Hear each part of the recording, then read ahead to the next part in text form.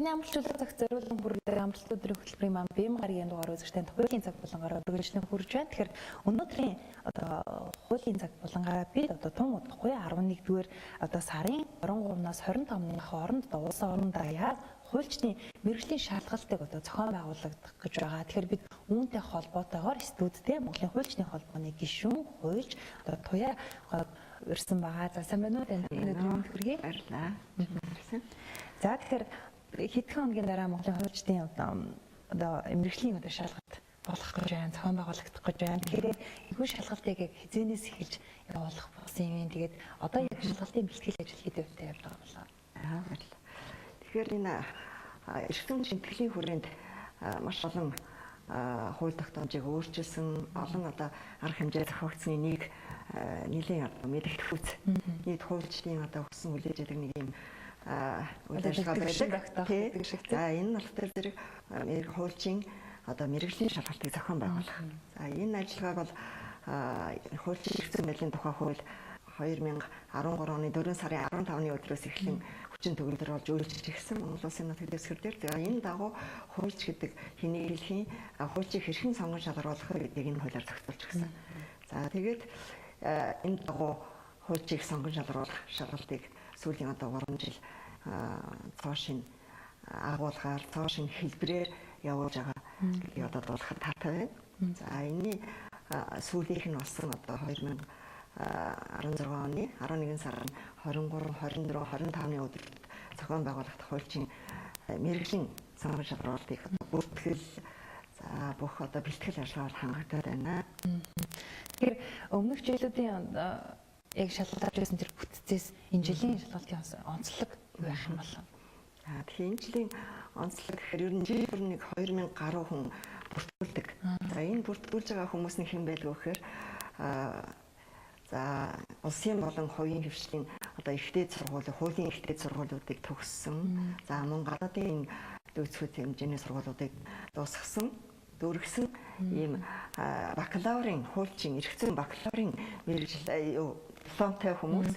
За хуульч мэргэжлийнхээ даатгыг 2 жил хийсний дараа сая хуулийн сонгон шалгаруулалтанд орох эрх нь бий болд юм аа. Тийм учраас энэ бол шинэ биш, ер нь 2013 оноос хойш давтагдж ирж байгаа. За хүний хувьд бол нийт эрхцэн байдлын тухай хууль заасны дагуу 75 хоногийн өмнө энэ шалгалтын зарыг мэдээлсэн, нийтийн мэдээллийн хэрэгслээр. За тэрнээс хойш 2016 оны 9 сарын 8-ны өдрөөс 10 сарын 23-ны өдөр хүртэлх хугацаанд бүртгэлийг явуулсан. За тэгэхээр хот хөдөөгийн бүхэл хүмүүс хамрагдах бүрэн боломжтой. За бүртгэл бол онлайн хэлбэрээр явагддаг. За тийм учраас энд бол цаг хожих тийм ээ янз бүрийн мэдээллүүдтэй бүрэн оруулах юм нөхцөл бололцоор хангагдсан байдаг. За өнөөдрийн байдлаар та бүхэнд дуулахад 2500 гаруй захим хуудасаар бүртгэл ирснээс за ингээд төлөгдсөн бүх ямар нэг зөрчилгүйг нь аваад үзэхээр 1348 хүн шалгалтанд орох болсон байна. Хуульчийн сонгон шалгаруулалтанд. За энэ 1300 гаруй хүний шалгалт 23-ны өдөр эхэлнэ. Шалгалтын даяар тэгнэ. Тэгэхээр шалгалтанд оролцож байгаа эдгээр хүмүүсийг яг шалгалт хамрахад ямар үе шатлалтайгаар шалгалт өгдөг юм бол та бас энэ онцлогтой нь бас хамаарах юм. Тэгэхээр шалгалт бол 2 хэсгээс бүрдэж байгаа. Нэгдүгээр сорилгын хэсэг, буюу тестийн хэсэг.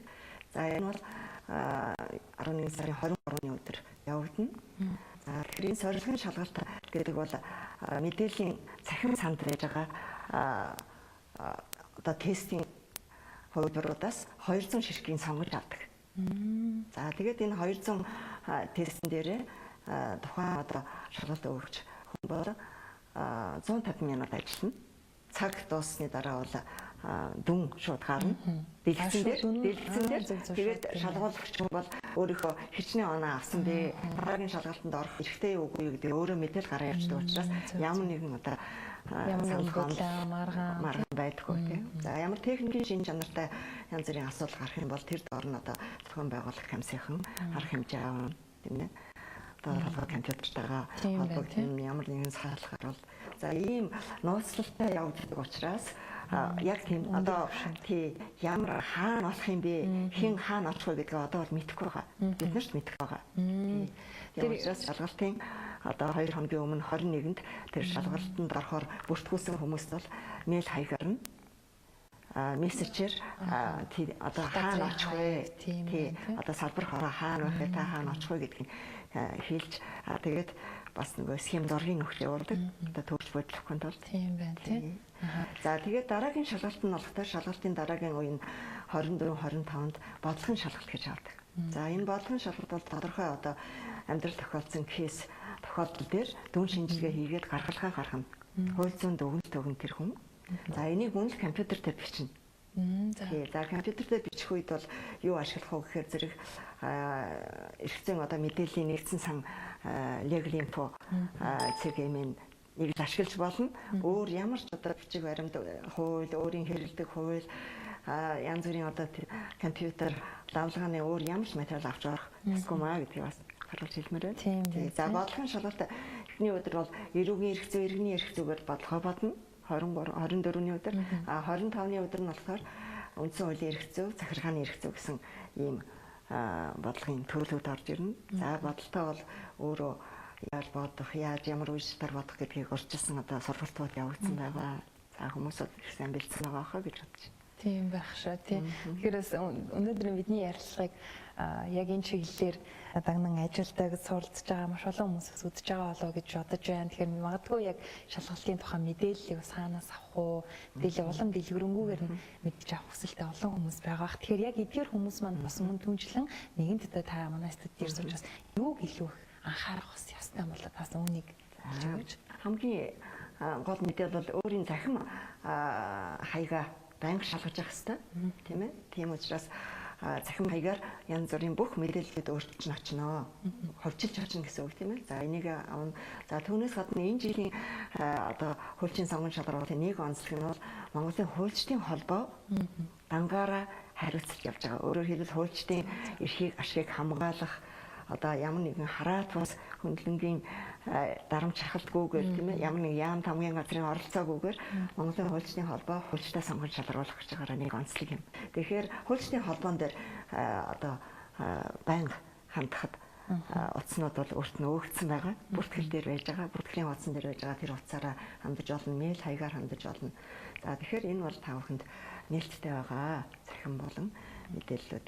За анхаарах зүйлүүд болохоор түрүүн би бас хэллээ. Захим хуудасаараа ороод бүртгэлийн хуудасаа заавал хэвлэж авах хэрэгтэй. Тэгэхээр тэр зурагтай өөрийн чинь зурагтай хэвлэмэл хуудас байгаа. Та бүртгэлийн дугаарт бүртгэгдсэн байна. Тэгээд өгөх шалгалтуудын одоо хэлбэрүүдийг бичсэн. Тэр хуудасаа хэвлэж авч ирэхгүй юм тохиолдолд их гардаг. Өмнөх шалгалтуудын одоо туршлагаа үзэхэд одоо сургамжаас үзэхэд тэгээ яана би тэрийг хэвлэж хашгирж ирээгүй гэдэг. Тэгтэл бүртгэл цаг бол улс орон даяар нэг өдөр нэг цагт эхэлж байгаа учраас тэр зогсоох, саадах боломжгүй өөрийн хохиролтой болдог. Тийм учраас тэр хувийн сахилах бата их сайн сахиараа гэж зөвлөмөр байна. Тэр захим хуудаснаас орж өөрийнхөө тэр бүртгэлийн хуудсыг хэвлэж аваарай. Иргэний үнэмлэх. Энэ хоёртойгоо ирнэ. Энэ хоёртойгоо л ирнэ. Иргэний өмнөхөө мартцсан гээл ирдэг. Ингээл янз бүрийн асуудал үүсгэхээр тэнд зохион байгуулж байгаа хүмүүс саадтай, хоёрдугаар өөртөө хохиролтой гэдгийг сануулж хэлмээр байна. За түүнээс гадна илүү ямар нэгэн бичиг баримт авчрах хэрэггүй. Ер нь манай нийгэмд чинь нэг сэцүүдүүл нөгөө арын хаалганыг танилтал хээл ахуулаар нэг газар орчээ. Тэ нэг хуульч бай, ямар ч мэрэгжлийн тухайн салбартаа нэг хийгсэн хүмүүс бас тийм хандлагатай эсэг бүлэг хүмүүс байна тийм ээ. Тэгэхээр яг энэ сонгон шалгаруулалт яг энэ шалгалтаар яг мэрэгжлийн одоо тухайн хүнийг сорьсон хийгдэж байгаа учраас бас илүү төгсөө тэнд тэмцэж байгаа, тэнд ажиллаж байгаа хүмүүс бол яг мэрэгжлийн төвшний хүмүүс байна гэдэг нь бас эргээд хуулийн зөвлөгөө авч байгаа эргээд бидэнд бол маш сайхан шүү дээ тий. За энийг л одоо гол зорилгоо болгож энэ шалгалт энэ эрхэм зорилго нь байгаа болов уу гэж бид ойлгодог. За тэгэхээр бид нар энд хуульчийн мэрэгжлийн шалгалтыг зохион байгуулах шалгалтын журам гэж байгаа. Энэ журмыг одоо шалгуулах гэж байгаа хүн бүр танилцсан байгаа. Тэр журам дээр ингэж ямар үе таны шалгалтыг материал хүчингүй болох вэ гэдэг байна. Тэдгээр та шалгалт өгөө тэнцсэн боловч хуум жижиг баримт бүрдүүлсэн байх юм бол таны шалгалтын материал хүчингүй болно. Өөрийнхөө өмнөөс өөр хүн оруулсан буюу оруулахыг завдсан ийм тохиолдол байвал бас хүчингүй болно. Тэгэхээр сая өөрөө ингээд нэг авилгал хэл ахуулыг хуульч гэдэг нэг мэргэжилтэй нэг холбоод хэллээ л дээ. Тэгэхээр би бол хэмзэлж байгаа юм тийм. Яг тэгэхээр ерөөсөө хуульч эрх зөөж байгаад хуульч болох гэж байгаа энэ хүн бол маш өндөр шаардлагыг өөртөө тавих хэвээр нийгэмч тэгж тавьж байгаа тийм. Тэгэхээр зэрэг хуульчийн мэргэжлийн шалгалтанд орох гэж байгаа хүн бол өөрөө маш үнэн зөв мэдээлэл өгсөн хэвээр цаг хугацааны тухай мэргэжлийн дадлаг хийсэн хугацаагаа үйл ажиллагааныхаа төрлийг тэгээд бичиг баримт гэсэн бүх юм үнэн зөв бичигдсэн байх хэвээр. Энэ бол бас тэр эхний шалгуур нь болов гэж бодож байгаа. Тэгээд хуульч хүн шударга яс гэдэг хоёр бол нэг ойлголт гэж бид нар ойлгож оюутнуудаас тэгж хэлдэг. Тэгэхээр хуульч болох гэж байгаа хүн бол шударга ясыг сахисан нийгмийн одоо хамгийн тэргүүний юм л сэхэтэн хүн байна хаа гэж тэрийг одоо шалгаруулах гэж байгаа учраас энэ хуульчийн шалгалтын мэргэжлийн шалгалтын онцлог. За энэ бол зөвхөн манай оронд ингэж хийдэг биш. Бүхэл улс орнуудад дэлхийн улс орнуудад эрх зүйчээсээ хуульч болох үе шат гэж байдаг тийм ээ. Тэгэхээр хуульчийн гэрчлэгийг гардан авахын тулд тэр хүн бол маш өндөр шалгуурыг давсан байх ёстой юм. Тэр дундаа ямар нэгэн одоо хууль бус юмнаас ангид байх ёстой маа л гэж ойлгож байна.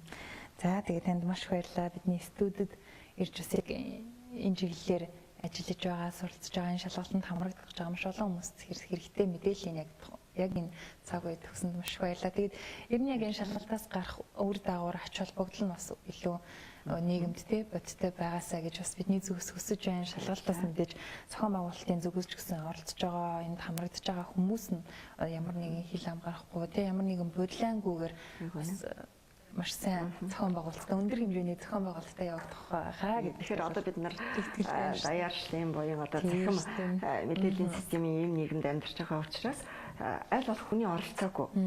Тий одоо тэр шалгалтын сорилгыг бол хинч оролцохгүй ингээд зэрэгтэй сууж байгаа хоёр шалгуулагч байлаа гэхэд бид хоёрт ирж байгаа тестийн материалууд нь өөр өөр. Тий тийм учраас хин нэгэндээ саад болох юм зүйл байхгүй. За тэгээд түрүүн өөрөө бас хэлжсэн шалгалтын явцад одоо ингээд хүн оролцоо шалгахаар бас ингээд янз бүрийн субъектив хандлага нөлөөлөл байдаг гэсэн тэрнээс айл болох ингээд байхыг хичээж байгаа. За тэгээд бодлогын шалгалтыг бол шалгах одоо багш нар нь одоо хэрнээ тодорхойгүй байгаа. Тий. За тэр нууцлалын зэрэгт хамаарсан. Тийм учраас хин орох уу хизээ орох уу гэдэг яг л тэр шалгалтын материал хэвлэл гаргасан үедээ дуудаж оролцуулдаг юм жоромтой. Тийм учраас хизээч байж болно, хинч байж болно тийм ээ шалгалтыг шалгах хүн. За тэгээд нэг хүний дүнгээр тавигддаггүй. Тий, 3-аас доошгүй хүн нэг хүний материалыг шалгаж уншаад тусдаа дүнгээ тавиад тэгээд дундчаар нь гаргацсан дүнээр гарч ирнэ гэсэн. Тийм учраас аль болох одоо хамгийн шударгаар шудрах хуульчдыг л сонгох гэж байгаа юм шалгалт. Тэгэхээр Монголд бас маш олон тий хамгийн гол нь яг ажил албан үүргээ нэр төртөөгөр биелүүлдэг тийм ээ. Сүмдэн шудрах энэ сайхан олон хуульчдаас яг энэ хүү шалгалтнаас үүдэж гарч ирээсэй гэж хүсэж байна. Тэгээд танд маш их баярлалаа. Ажлын амжилт хүсье. Баярлалаа. За маш баярлалаа үзэгчдээ. Тэгэхээр өнөөдөр